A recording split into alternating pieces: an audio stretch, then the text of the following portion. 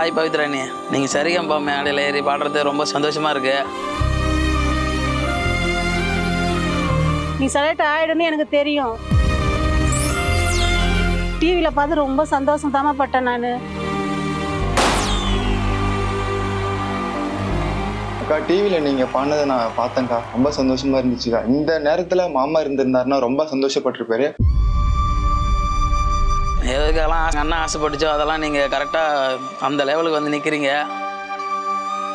எனக்கு கல்யாணம் பண்ணி வச்சது எங்கள் அண்ணன். அவருக்கு நான் ஒன்றே ஒன்று தான் செஞ்சேன். கொல்லி மட்டும் தான் வச்சுட்டு வந்தேன்.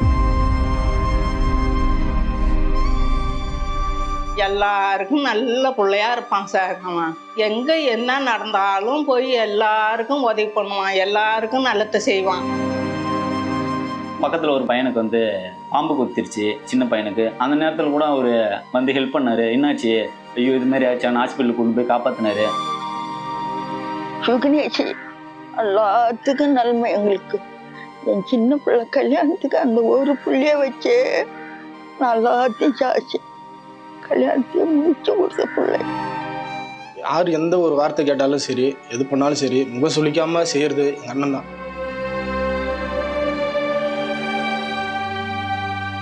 எங்களுக்கு 40 பேர், நாங்கள் ஒரு பசங்க இருக்கோம். எங்களுக்கு 40 பேருக்கும் டிஷர்ட்டு எல்லாம் அடித்து கொடுப்பாரு திருவிழாவுக்கு. செய்கிறது சாதாரண வெல்டிங் தொழில் தான் செய்கிறாரு. ஆனால் இந்த கோயிலுக்காக வருஷம் அது மக்களுக்கு வந்து அன்னதானம் பண்ணுவார். அப்பப்போ எவ்வளோ கஷ்டப்பட்டாலும் இது ஒன்று பண்ணிவிடுவோண்டா அப்படின்னு சொல்லிட்டு பண்ணுவார். நாங்களும் ஒத்துழைச்சி கூட இருப்போம். எல்லாருக்குமே படிப்பு ரொம்ப அவசியம்னு சொல்லி எல்லாரையும் படிக்க வச்சாரு. என்னையும் அவர் தான் படிக்க வச்சாரு, என் தம்பி அவர் தான் படிக்க வச்சாரு. நான் 12th முடிச்சுட்டு வீட்டில் இருந்தப்போ என்னை அட்மிஷன் போட கூட்டிகிட்டு போகாமல் இருந்திருந்தேன்னா நான் இப்போ படிச்சிருக்க மாட்டேன். ஆனால் இப்போ நான் படித்து இப்போ ஒரு கம்பெனியில் வேலைக்கு போனதுக்கப்புறம் மாமாவுக்கு ஏதாச்சும் பண்ணணும்னு ஆசைப்பட்டேன். ஆனால் மாமா இப்போ இல்லை. என் பையன் கூட என்னை அவ்வளோ கவனிச்சது இல்லை. அவன் நல்ல மாதிரியா என்னை பார்த்துக்குவான், நல்லா கவனிப்பான். எவ்வளோ நல்லது பண்ணிட்டு போயிருக்காரு அண்ணா. அவரோட ஒய்ஃப் நீங்கள் எது நினச்சி கண் கலங்கிடாதீங்க.